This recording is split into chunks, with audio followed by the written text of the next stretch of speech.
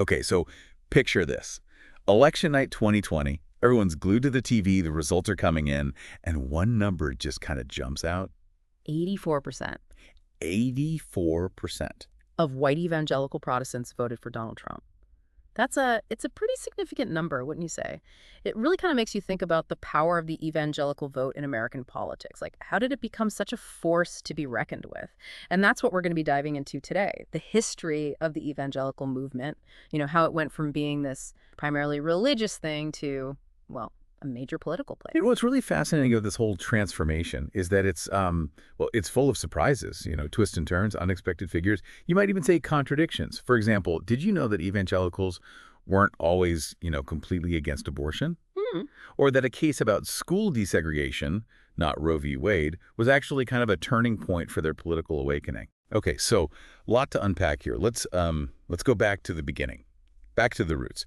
To really understand how we got to that 84% in 2020, take us back to the 19th century, to this Irish pastor, John Nelson Darby. He seems like a pretty key figure in all of this. Yeah, absolutely. Darby, he's the one who introduced this theological framework called premillennialism.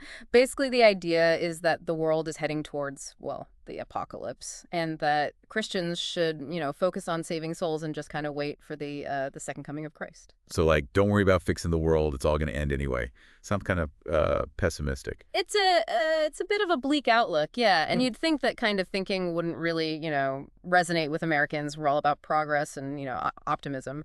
But Darby's ideas, they actually gained a lot of traction here in the U.S., especially after the Civil War. All that upheaval and disillusionment when the world feels like it's falling apart, that whole end times narrative, it can be strangely comforting. I guess in a way it makes sense. Finding order in the chaos. So Darby plants these world-is-ending seeds. Yeah. But his influence, it wasn't just limited to theology, right? No, not at all. He was a big supporter of Zionism, too. He actually predicted that, the Jews would return to Palestine and that Israel would be restored long before there was any widespread Jewish support for a Jewish state. So this early evangelical Zionism, it really kind of laid the groundwork for the close relationship between evangelicals and Israel that we see today. Interesting how a movement that's so focused on the end of the world could also be so invested in, well, shaping the future. Hmm. Let's shift gears a bit. Move on to the early 20th century, the rise of fundamentalism. Tell me about this William B. Riley, the grand old man of fundamentalism. He sounds like quite a character. Oh, he definitely was. Riley, he was all about, combating modernism and getting evangelicals involved in politics. He founded this huge Bible school, built up this whole network of pastors, and was really, really concerned with fighting, Darwin's theory of evolution, saw it as like a threat to Christian morality. I mean, he really kind of set the stage for the way evangelicals engage in politics today. And this all leads to the Scopes monkey trial, right? That famous evolution versus creationism showdown. Exactly. Riley, he was a major player in that whole thing. He brought in William Jennings Bryan, a big-time politician, ran for president 3 times. He argued against, teaching evolution in schools. The trial itself, it was this huge media spectacle. And, well, Riley and Bryan technically won. Yeah. But in the end, it kind of backfired on the whole fundamentalist movement. Oh, so The way the media portrayed the trial, it made fundamentalists look, well, I guess you could say backwards, anti-science. Like they were out of touch with the modern society. It really kind of hurt Riley's plans for a more politically active evangelical movement. A lot of evangelicals ended up kind of withdrawing from public life, focused more on building their own institutions and communities. seems a bit odd, a movement that's so focused on the end times, worrying about their image. It is a bit of a paradox, isn't it? But Riley, he truly believed that Christians had a duty to, shape society according to their values, even if they thought the world was, well, ultimately doomed. But as we know, social change, it's rarely simple or predictable. And speaking of social change, we can't forget about Amy Semple McPherson, that charismatic female evangelist. Use radio and these really elaborate theatrical sermons to spread her message. Sounds like quite a force of nature. McPherson, she's a great example of, well, both the energy and the internal conflicts within the evangelical movement. She was super popular, drew these huge crowds with her sermons and radio broadcasts. But she also got a lot of criticism, especially from more conservative fundamentalists. Some of them were uncomfortable with her, flamboyant style. And, well, the fact that she was a woman leading a religious movement. A real trailblazer in a way. Yeah. So we've got Darby setting the stage with this whole premillennialism idea. Then you have figures like Riley trying to mobilize evangelicals politically, but, well, they face setbacks and kind of retreat from public life. What happens next? How do we get from this point to the, I guess you could say, the powerhouse that the evangelical vote is today? Well, that's where things get really interesting. Most people think that Roe v. Wade was what sparked the rise of the religious right, but it's actually way more complicated than that. So you were saying that Roe v. Wade, it wasn't actually the big turning point for evangelicals getting into politics, even though, well, a lot of folks think that's how it happened. Right. It's kind of a common misconception.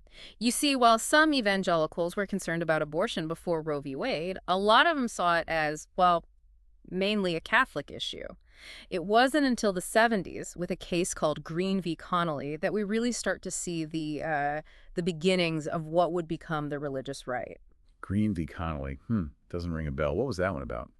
Well, it was actually about school desegregation. After Brown v. Board of Education ruled that racial segregation in public schools was unconstitutional, a lot of white families, especially in the South, they pulled their kids out of public schools and put them in private segregation academies. So basically private schools set up to get around desegregation. Exactly. And a lot of these segregation academies were run by, well, evangelical churches. They claimed tax-exempt status as religious institutions. That makes sense. But then a group of black parents, they challenged this in court. They argued that schools that were, discriminating based on race shouldn't be eligible for tax breaks. So it wasn't directly about the segregation itself. Yeah. It was about the tax-exempt status of these academies. Right. And the court, they sided with the black parents. They ruled that, schools that discriminate racially couldn't be considered charitable institutions.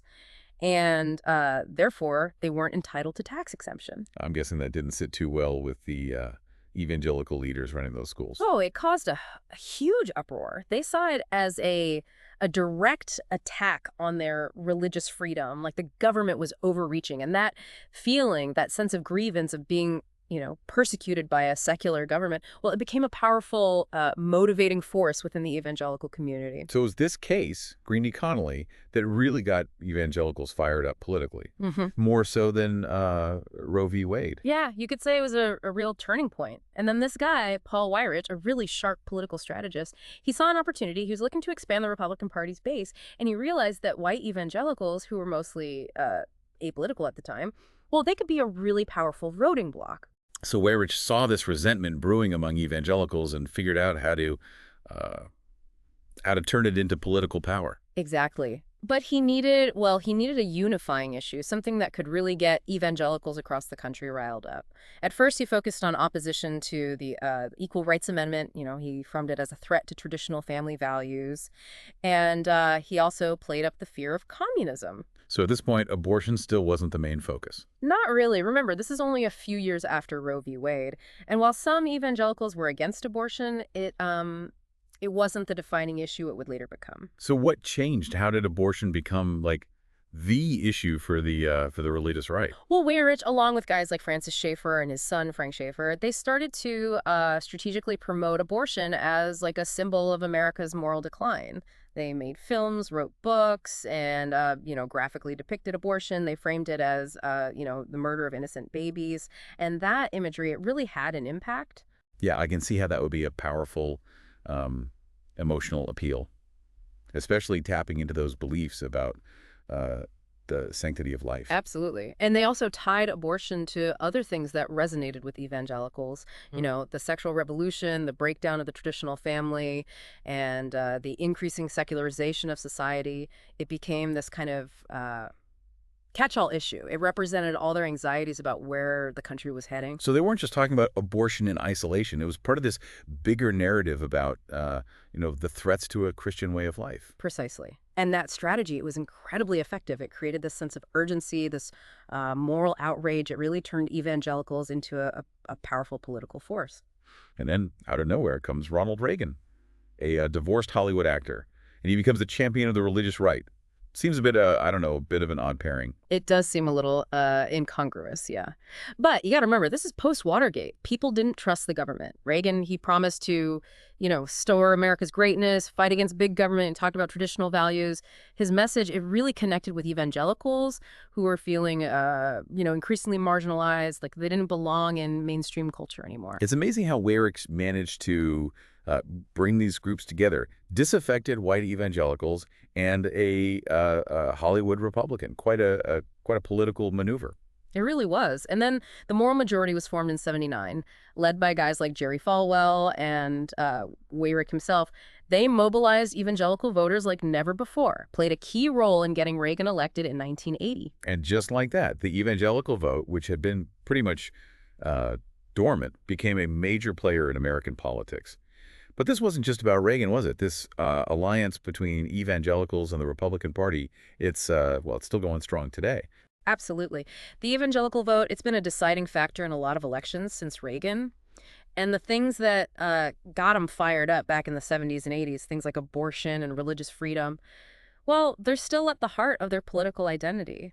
I mean, look at the support for Donald Trump among white evangelicals. It's pretty astounding, even with all the scandals and his sometimes unchristian behavior. It really shows you how strong that alliance is. It says a lot about the power of this voting bloc Mhm. and the issues that drive it. But it's important to remember that evangelicals aren't all the same. Mhm. There are a lot of different voices, different perspectives within the movement. Not all evangelicals are on board with the religious rights agenda.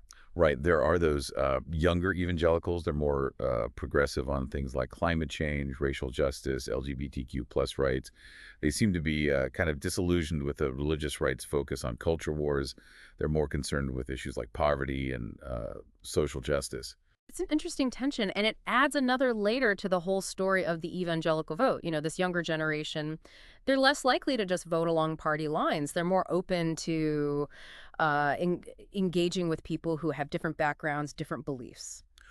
Almost like we're seeing a return to those early evangelical roots, an emphasis on social reform and a more outward-facing faith. There are definitely echoes of that, yeah. And the growing diversity within evangelicalism, Right. especially the rise of Latino evangelicals. That's a major factor, too. They tend to be more socially conservative, but also more economically progressive, which makes them a potential swing vote. So it sounds like the future of the evangelical vote is, it's not exactly clear. It's a complex situation, a lot of factors at play. Demographic shifts, cultural trends, and even theological debates within the movement itself. And that brings us to, the biggest question of all. Yeah, you've really laid out how the evangelical vote became this powerhouse in American politics.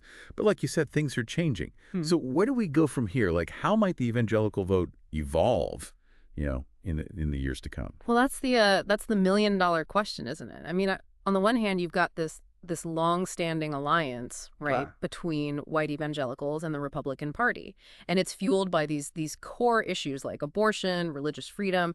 Those things are they're pretty deeply ingrained in their political identity, not likely to just disappear overnight. But you also mentioned this younger generation of evangelicals, the ones who are kind of pushing back against the old ways of doing things. They don't seem as tied to the Republican Party. They're worried about different things. So how does that tension play out down the road? I mean, That's the wild card.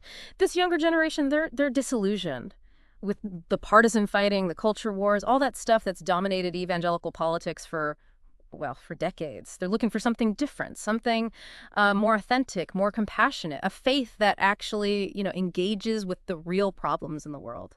so could we see a shift away from that single issue voting, the kind that's defined the evangelical bloc for so long? It's definitely possible. This younger crowd, they're more likely to consider, a whole range of issues when they vote. Climate change, poverty, racial justice, immigration. They're not as interested in, just towing the party line. They want to find solutions that really align with their values. And what about the growing diversity within the movement? How might that affect the the political direction? Another big factor, especially the rise of Latino evangelicals, really changing the face of the movement. This group, they tend to be more more socially conservative, but also more economically progressive. So that makes them a very interesting group, potentially a powerful swing vote. So it sounds like the evangelical vote, it's getting more diverse, both in terms of age and ethnicity, and maybe less predictable, politically speaking. What does all that mean for the future American politics? Well, it suggests that you can't make assumptions about the evangelical vote anymore. Politicians, they can't just, take them for granted. They've got to engage with a broader range of issues, appeal to a more diverse set of values if they want to win their support. We've covered a lot of ground today, from the theological beginnings of the movement to the rise of the religious right, and the possibility of change down the road. It's clear that the evangelical vote, it's a complex force in American politics. It's been a fascinating journey, tracing all those threads. The history, the theology, the politics. It's quite a tapestry, and the story's not over yet. Definitely not. The future of the evangelical vote, it's still an open question, Yeah. and it's one that's going to keep shaping the political landscape for years to come. Well, thanks for joining us on this deep dive. Hope you found it insightful, maybe even a little bit thought-provoking. Yeah, we encourage you to, keep thinking critically about all this, question assumptions, and keep engaging with the complexities of this movement. It's a fascinating one, that's for sure, and it's an influential one too. And if you want to learn more about this topic, we've got some additional resources in the show notes. Don't forget to subscribe to the deep dive for more deep dives into topics that really matter.